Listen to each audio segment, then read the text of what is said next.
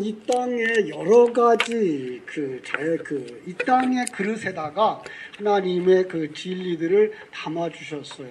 그걸 갖다가 세상이라는 말도 쓰고 자연이라는 말도 쓰고 심지어는 풍습이라는 말도 써서요.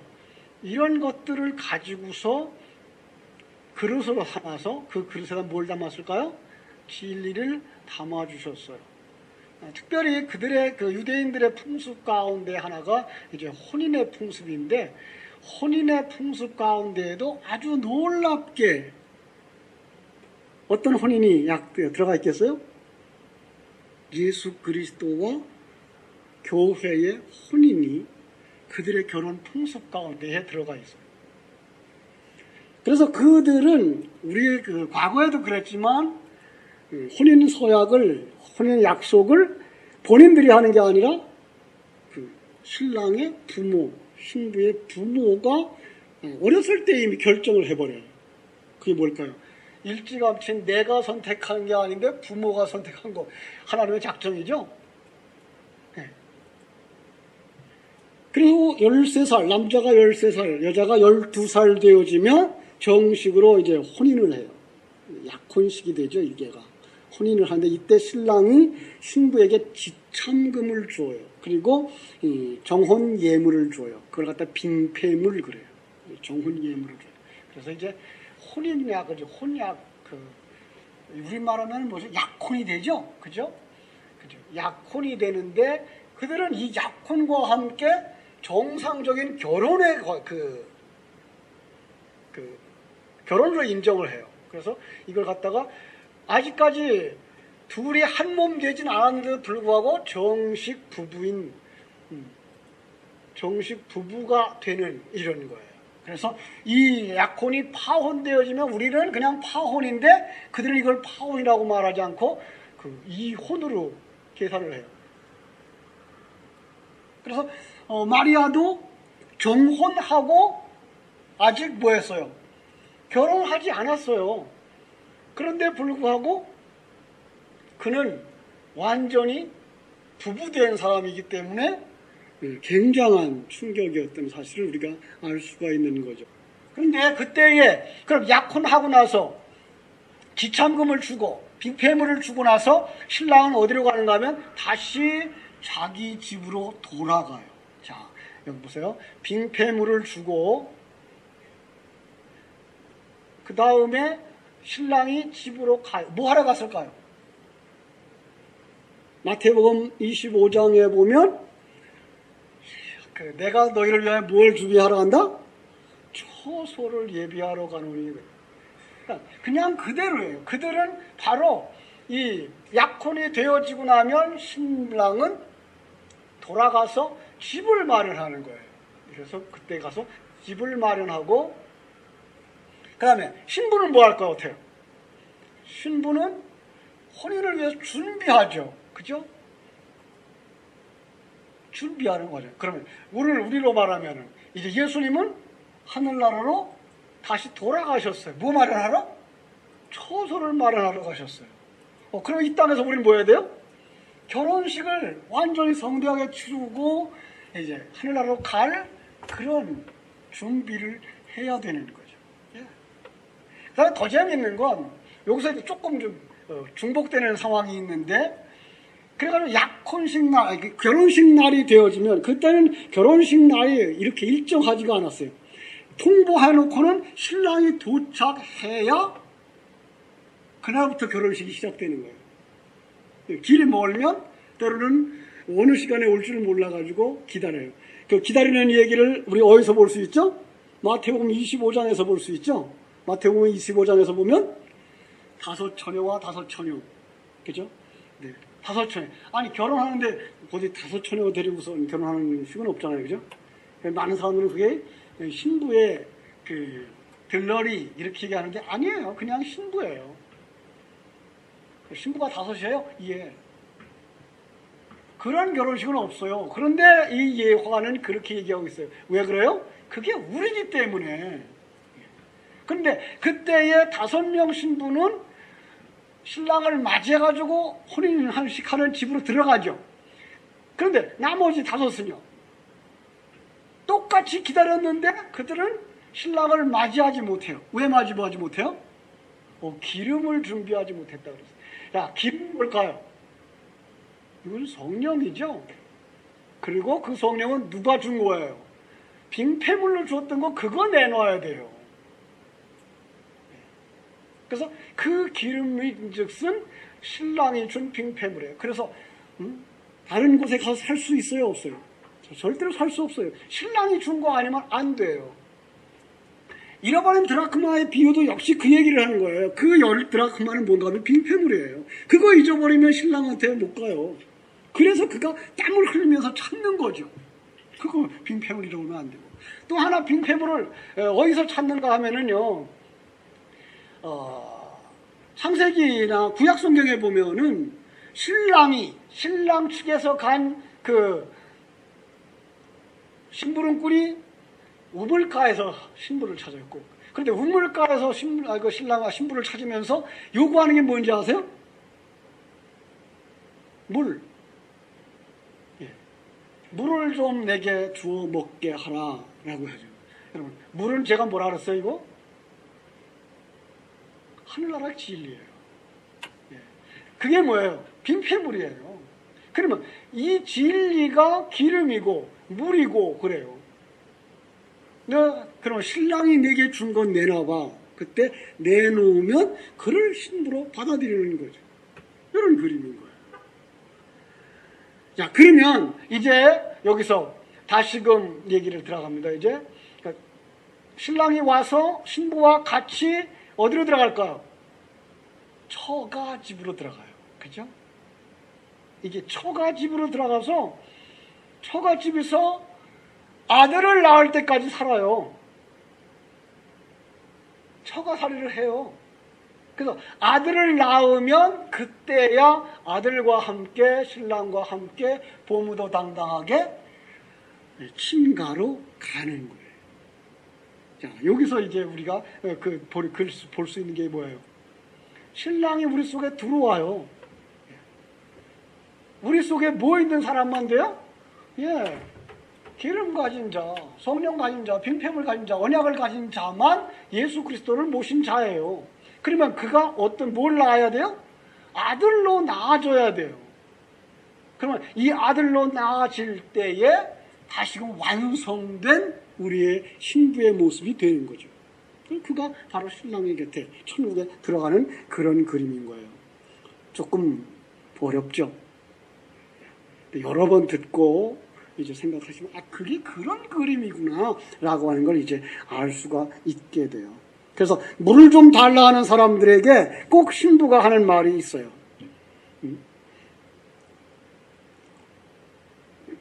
그 마태복음 창세기 24장 17절 18절에 보면은 물을 내게 조금 마시게 하라 그럴 때 내 주여 마시소서 그래. 내 주여 그래요. 그래서 거기서 물론 그 당시에는 이렇게 높은 사람을 주라는 이름을 쓰기는 했습니다만은 우리가 쓸 땐 그게 뭐예요? 주님이에요, 주님. 주님, 이것이 당신이 내게 준 빙패물입니다 라는 말이죠. 그죠? 그런데 그 물이 요한복음 7장 38절 39절에 보면 뭐예요? 그 물이 바로 진리의 말씀이에요. 물이 곧 성령이고요. 자, 그것만 하고요. 이제 약속하고 정언하고 헤어져 있어요. 그동안에 어디에 간다? 그분은 여기서 약혼하고 그리고 자기 집으로 가시면 처소를 예비하러 가시는 것이고, 우리는 그동안 뭐 해야 돼요? 이 땅에서 준비하는 자여야 되는 거죠. 자, 지금 여기서 오늘 무슨 얘기를 하려고 하는가 하면은 하늘에 오르사라고 하는 사도신경에, 그죠? 하늘에 오르사 승천이죠. 하늘에 오르사 그뿐이에요. 하늘에 대한 얘기를 하려고 그러는 거예요. 그러면서 주님께서 요한복음 14장 2절로 3절 내가 너희를 위하여 처소를 예비하러 간다. 예비하면 다시 와서 너희를 내게로 영접하여 나 있는 곳에 너희도 있게 하리라. 그죠? 또 하나, 예수님이 이 땅에 계실 때는 자기가 어떤 사람이라서요? 예수님, 내가 당신을 따르겠습니다. 그랬더니 여우도 굴이 있고, 그러면서 뭐라 그래요? 나는 머리 둘 곳이 없다. 그럼 가난하다는 얘기일까요? 예수님의 머리 둘 곳이 어딜까요? 그래서 몸이죠. 몸이 아직 완성이 안 됐죠. 왜요? 예수 그리스도가 십자가에서 죽고 부활해야, 그리고 다시금 이 땅에 내려와 성도들의 속에 들어가야 그게 머리 둘 곳이 되는 것이고 그의 머리가 되는 것이고 그들은 몸이 되는 것이죠. 그런데 아직 그 일이 일어나지 않은 그림이잖아요. 머리 둘 곳이 없죠. 그 머리 둘 곳이 사실은 어디예요? 처소죠. 잘 연결됩니까? 자, 제자들과 예수님이 또 3년 반 동안 교제를 하죠. 3년 반은 어떤 의미를 가질까요? 이거 71회로 가서 해석을 해야 돼요. 그 또 다른 각도에서 구원을 설명하는 건데 71회가 어떤 뜻이죠? 1회는 역시 7이에요. 이게 바로 성전 완성의 시간이에요. 그래서 첫 번째 7의 7, 요거는 490년 지나서 스룹바벨 성전이 완성되는 것이고요. 그 다음에 62일회가 지나면 요때에 예루살렘 성전이 완성되는 거예요. 근데 예루살렘 성전이 언제 완성되는 거냐 하면 한번 마지막 남은 하나의 일회 속에서 3년 반이 지나면 요때 기름 부음 받은 자가 끊어져요. 요때의 완성이에요. 그래서 요 3년 반을 예수님이 이 땅에 사는 삶으로 이제 공생애가 그려지는 거예요.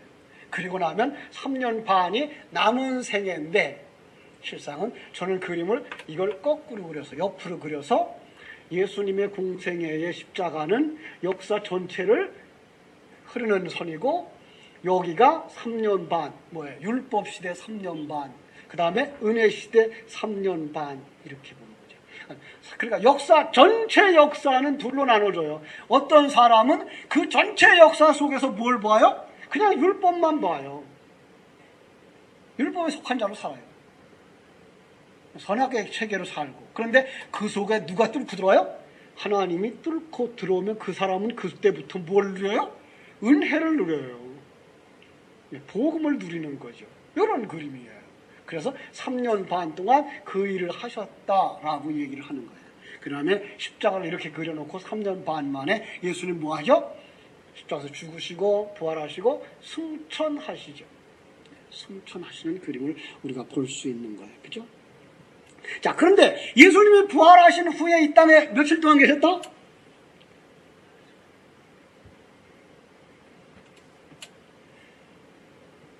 40일 동안 계셨어요. 예. 40일 동안 계셨어요. 그 40일도 역시 어떤 의미일까요? 광야 생활 40년이에요. 우리 인생 40년이에요. 그 40년, 그거는 나중 생각하고 40일에서 그냥 40일로 생각하셔서 시내산 위에서 모세에게 복음을 가르쳐 주신 40일, 그 40일 동안 예수님도 산상에 올라가서 제자들에게 40일 동안 하늘나라 진리를 가르쳐 준 시간, 이렇게 보시면 돼요. 예. 그리고 그 가르쳐 주신 그 내용을 빈폐물로 그들에게 주고 떠나시는 그림이에요. 그래서 사도행전 1장 9절에 이런 말이 있어요.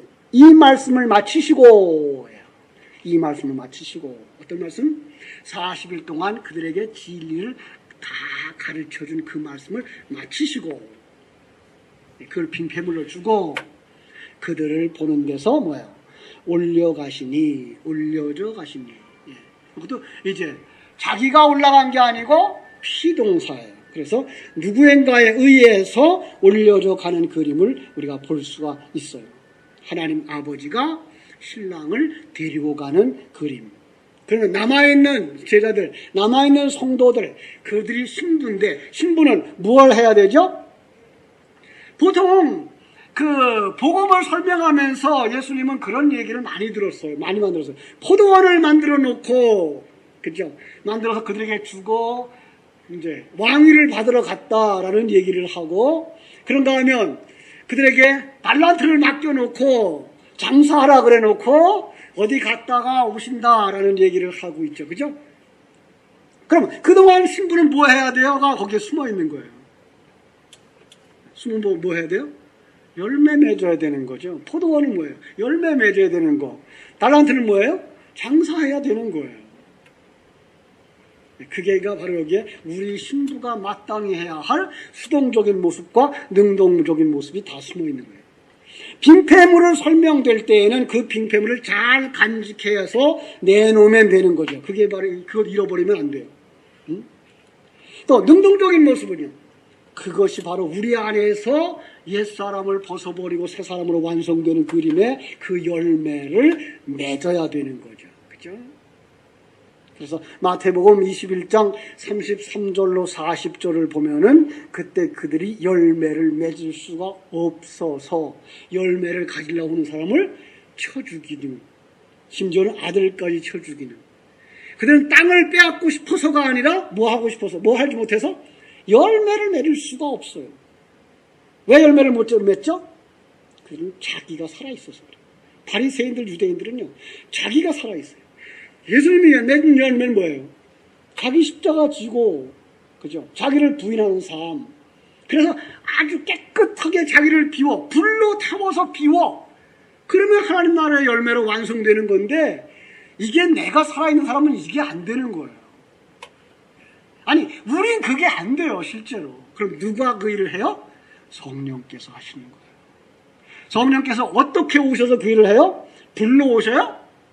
성령의 불, 성령의 은사 모두 다 뭘 통해서 오셔요? 진리의 말씀으로 오셔요. 근데 진리의 말씀으로 오실 때 그게가 그냥 그 말씀만 이렇게 목사가 전하는 진리의 설교만 전달될 때 그 말만 전달되면 글자로 가죠.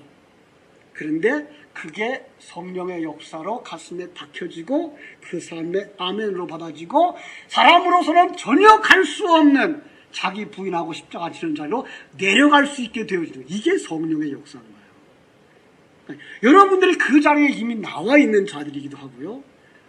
그걸 사모하고 여기에 와 있는 거예요. 그래서 옛사람을 죽이는 것들이 우리의 준비여야 되고 자기 십자가를 지는 것이 우리를 준비하는 역할이어야 되는데 그게 쉽지 않아요. 그게 안 돼요. 왜? 내 속에 아직도 누가 살아있어서? 옛사람이 살아있어서. 그죠? 그러니까 옛사람과 새사람의 싸움, 이게가 영적 전쟁이라고 그랬어요. 그러니까 우리 삶 속엔 매일과 같이가 전쟁이에요. 그리고 우리가 정말 안 바뀌어져요. 뭐가 안 바뀌어져요? 관점이 안 바뀌어져요. 새벽에 이제 창세기를 계속 공부합니다만은 그냥 복, 신방하면서도 복 이렇게 그냥 성경 구절 딱 나오면 뭐가 생각해야죠? 풍성하고, 그죠? 부자로 잘 샀고 잘 먹는 삶. 그냥, 아니, 이거는 여러분들이 그렇다는 얘기가 아니고 제가 바꾸어진 개념 가지고 설교를 벌써 6년 동안이나 했는데도 불구하고 제가 신방 나서 성경 구절 딱 읽는 순간 제 마음속에 아직도 그게 나오는 걸요. 여러분들은 얼마나 거기에 밀접하게 반응을 할까를 제가 조금은 알아요. 근데 이게 관점이 안 바뀌어지만 전혀 못 가요. 그래서 고린도후서 5장 17절에 뭐라 그래요? 누구든지 그리스도 안에 있으면 새로운 피조물이에요. 이 새로운 피조물의 가장 특징적인 것이 뭔가 하면 관점의 변화예요.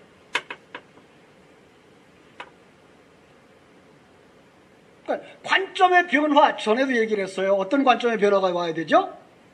세계관의 변화가 와야 되죠. 세계관이 변해야 돼요.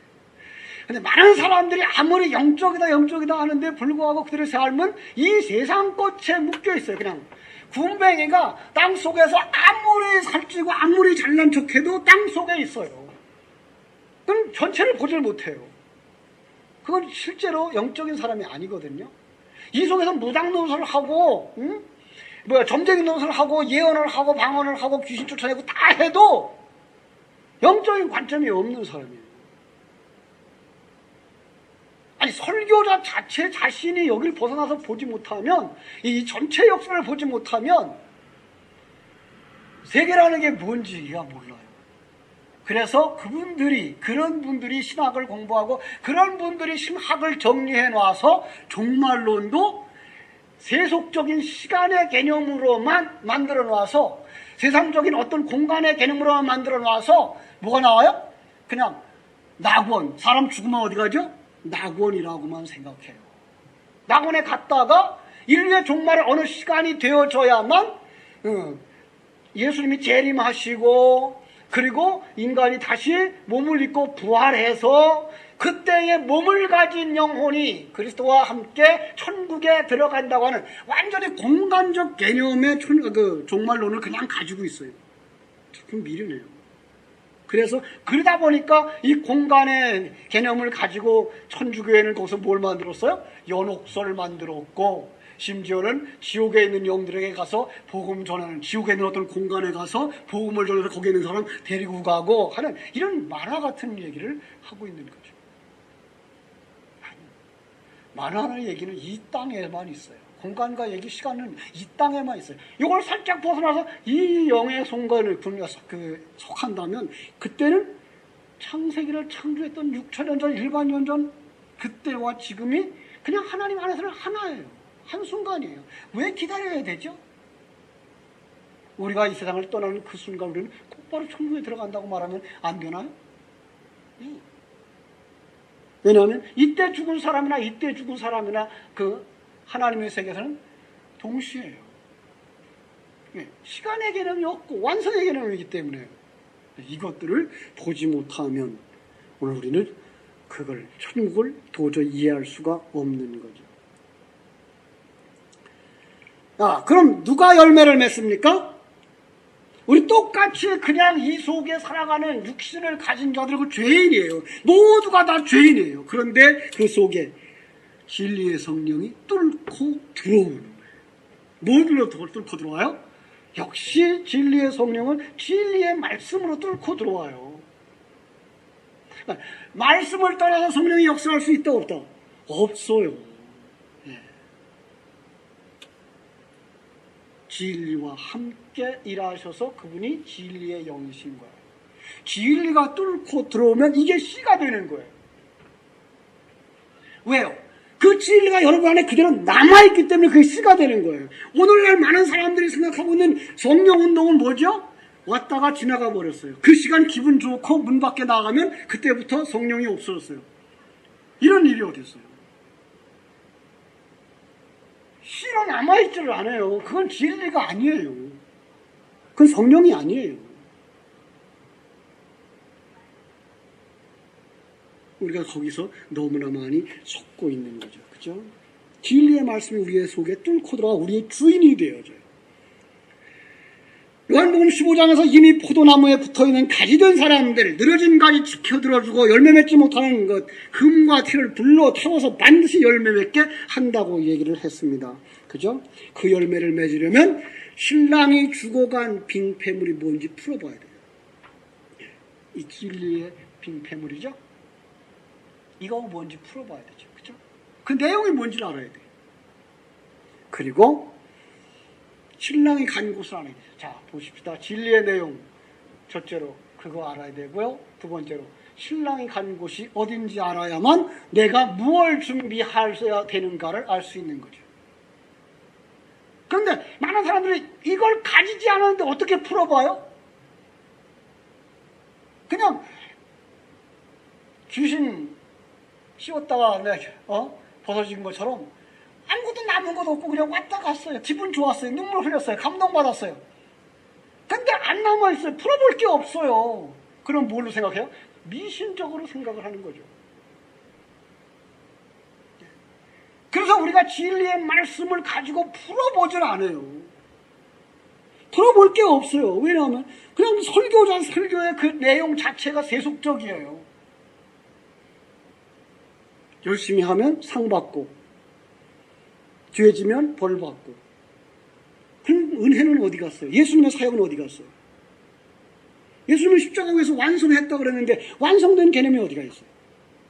완성되는데 왜 우리에게 또 십자가 지라 그래요? 그런 개념 전혀 생각 안 해요.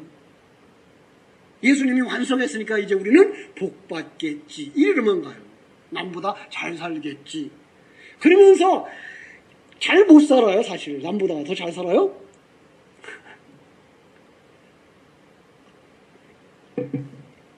그런데도 불구하고 자기에게 조그만 이익이 생겨나면 그걸 핑계라고, 야, 이게 얘가 복 주신 거야. 아, 그럼 그거보다 더 큰 돈 벌고 있는 불신자는 누가 준 복일까요? 그런 생각 안 해요. 내가 남보다 조금 나으면 그거 가지고 자랑스럽게 난 이거 복 받은 거야, 이거 하나님이 주신 거야 라고 생각을 해요. 아니요. 예, 주실 수 있어요. 여러분 수고한 그 열매 맺게 하셔요. 그건 세상적인 그냥 콩 심은 데 콩나고 팥 심은 데 팥나는 무엇을 심으면 무엇을 거두는 그런 진리예요. 그리고 여러분들이 정말 연약해서 그것도 안 주면 신앙을 유지 못할까 봐 주시는 것들이에요. 거기에 목매고 있단 말이에요, 우리가. 그죠? 진리를 알아야 되죠? 그게 뭐예요? 하나님의 구원 계획을 보셔야 돼요. 자, 하나님이 어떤 계획을 가지고 우리를 이 땅에 보내셨으며 어떠한 계획을 가지고 우리를 신부 삼아서 어떻게 만들어서 우리를 천국까지 데려가려고 하느냐를 볼 수 있어야 그가 신부인 거예요. 그죠? 신랑은 어디 계셔요? 이미 가셨잖아요. 그죠? 자, 그리고 신랑이 가신 곳이 어딘지도 몰라요. 여러분, 신랑 어디 갔어요?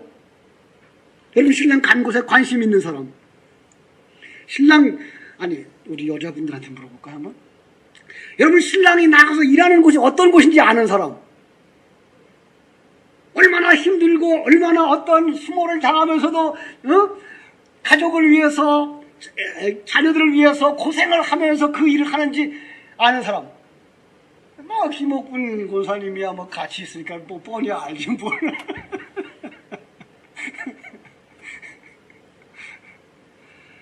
여러분, 그거 모르고, 어떤 일을 하든지 관계없어. 돈만 많이 갖다 주면 돼. 이러고 있으면 되겠어요? 안 되겠어요? 이건 좋은 신부가 아니죠. 그죠? 그런데 우리 지금 교인들이 그러고 있어요. 예수님 어디 가든지 관계없어요. 어디 계세요? 아, 천국에 있대. 천국에 어디에? 몰라. 무슨 일 하세요? 아, 집 짓고 있대. 아, 그렇게 생각하니까 어떤 사람은 뭐 환상을 보니까 예수님이 뭐 천국에다가 뭐 아파트를 짓고 있고 큰 집 짓고 작은 집 짓고 있고 아버지를 위해서는 큰 집을 줬더라 그러고 자기 아들을 위해서는 자기 동생을 위해서는 집도 없더래, 집터도 없더래. 아이고, 천국이 그렇습니까? 전혀 개념이 없어요.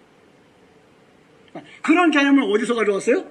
그냥 불교에서 그냥 갖다가 쓰는 거예요. 미신적이에요. 그 세속적이에요.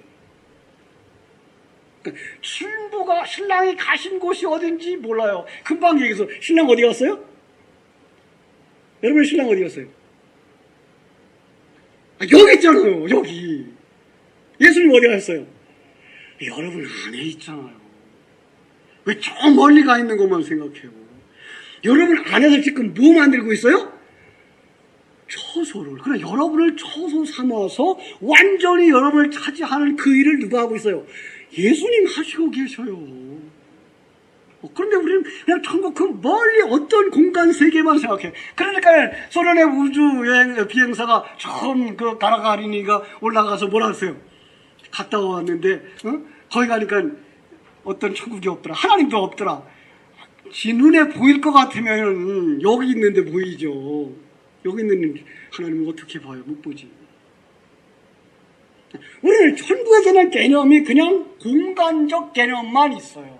예, 공간적 개념 있어요. 우리가 마지막에 다 완성되어져서 모든 역사 속에 모든 인간이, 모든 성도들이 다 완성되어지면 우리는 그 천국에 들어가요. 그게 하나님 안에요. 그러나 지금 그보다 더 중요한 게 어디에 있어요? 여러분이 완성되어져야만 가기 때문에 이 땅에 완성시키기 위해 역사하시는 하나님, 예수 그리스도를 볼 수 있어야 되는 거죠. 예? 어떤 사람은 이걸 생각하지 못해가지고 천년왕국을 준비한다고 생각하고 있고 열심히 천국에 상급을 받으려면 보물을 쌓아야 된다고 있고 그런 말 해가지고선 성도들 주머니나 털어내죠. 그죠? 속지 마세요. 예. 그냥 헌금과 봉사도 진리를 알고 참된 의미를 알고 드려야 그게 헌금되어지고 그게 하나님 받으시는 것이지 그걸 갖다 거래하듯 하나님 나 이번에 11조 꼭 드립니다. 네, 11조 드리니까 다음에 로또가 당첨되게 해주세요. 그건 거래란 말이에요. 그것도 불법 거래. 그건 또 어떤 사람은 그러죠.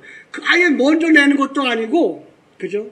약속만 하죠. 내가 이번에 로또가 한 3억짜리 낸다 그러면 내가 절반을 내겠습니다. 안 주죠. 하나님 그런 일 안 하신단 말이에요. 그죠? 오늘 우리 그렇게 엉터리 같은 생각을 하고 있어요. 그래서 뭐라 그래요? 축복해 주시면 30배, 60배, 100배로 채워 주옵소서. 여러분 100배라고 하는 개념, 30배라고 하는 개념이 30배가 뭐예요? 3 곱하기 10, 6 곱하기 10, 10 곱하기 10. 이 개념이거든요. 사흘에 그 완성되어지는 개념, 6일에 완성되어지는 개념, 완성이 온전히 완성되어지는 개념. 그 뭐예요? 하나님 나라예요. 이 열매가 하나님 나라라고요. 하나님 나라를 다 주신다는데 뭐 더 달라 그러고 있어요. 우리는 이렇게 그냥 세상적 가치관 가지고 세상적 숫자 가지고 이거 세는 것만 생각합니다. 그렇죠? 자, 다시 보십시다. 신랑 가신 곳이 어디예요? 신랑이 지금 어디에 있어요? 무슨 일을 해요? 얼마나 고생하는지 모르면 이건 음부예요. 모르면 나쁜 여자예요. 그죠? 여러분, 정말로 우리는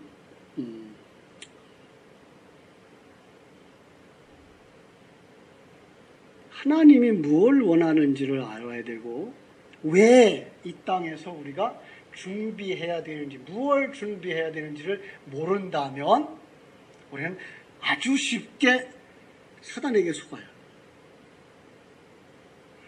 요즘 서울의 그 기독교인들, 교인들의 관점 속에는 무슨 생각이 있는가 하면은 부자 만들어준다 그러면, 내 문제 해결해준다 그러면 하나님이 아니라도 가고 싶어요. 이게가 문제예요. 아니, 하나님의 이름을 가진 우상이면 더 좋아. 남의 체면에 하나님 믿는다 그러고 있고 내가 원하는 거 다 얻을 수 있으니까. 그게 뭐예요? 그게 적그리스도예요. 가면을 쓰고 다가온, 그리스도의 가면을 쓰고 다가온 적그리스도.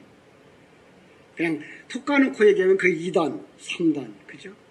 그런데 오늘날 많은 사람들은 그렇게 해준다면, 내 병 고쳐준다 그러면, 내 문제 해결해준다 그러면 어디까지 가고 싶어요? 그냥 그 사람들 따라하고 싶은 거예요.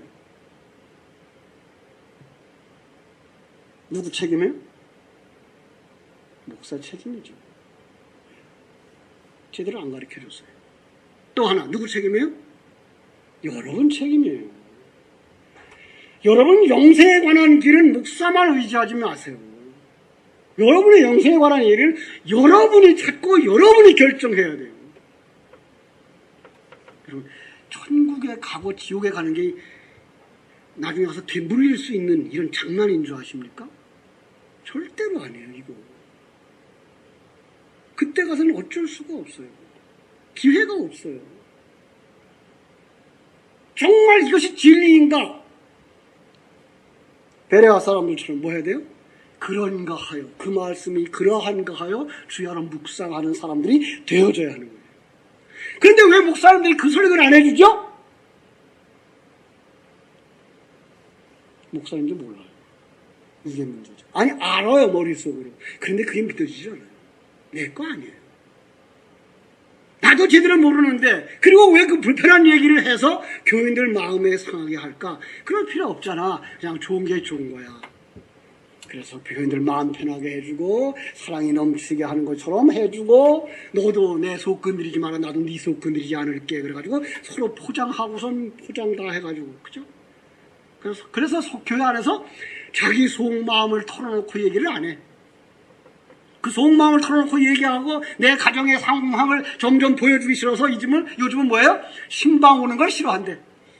구역 예배도 싫대. 그냥 교회 와서 그냥 만나가지고 나 이쁜 척 하고 있을 테니까 건드리지 마라. 건드리면 벗겨지니까. 참 이렇게 돼요. 그런데 그걸 예레미야서 6장 14절에 보니까 그들이 뭐라 그런다고요? 잘 되는 거야. 잘 가고 있는 겁니다. 평강이다, 평강이다 하는데 내 백성이 뭐야? 상처를 가볍게 여기며 말하기를 평강하다, 평강하다 하나 사실은 거짓말이라 평강이 없도다. 그런 말인 거죠. 그렇죠? 자, 부활 후 제자들과 이제 함께 식사하셨습니다. 그리고 40일 동안 그들에게 천국 비밀을 다 가르쳐 주셨습니다. 그리고 그분은 가셨습니다.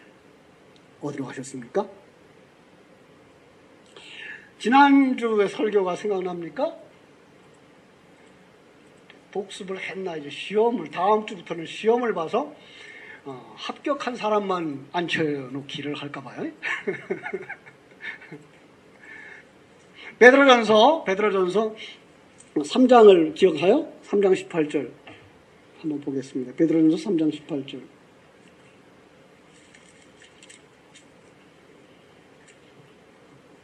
그리스도께서는 단번에 죄를 위하여 죽으사 의인으로서 불의한 자를 대신하셨으니 이는 우리를 하나님 앞으로 인도하려 하심이라. 육체로는 죽임을 당하시고 영으로는 살리심을 받으셨으니. 육체로는 죽임을 당하시고 무슨 뜻이라 그랬어요? 자연 영역, 육의 영역에서는 돌아가시고, 그럼 영으로는 살리심을 받으셨으니 무슨 뜻? 영의 영역, 영의 세계에서는 사신, 부활하신 그 모습이라 그랬습니다. 그죠? 음부에 내려가사라고 설교할 때에 우리가 배운 얘기죠. 하나님, 야, 봐봐.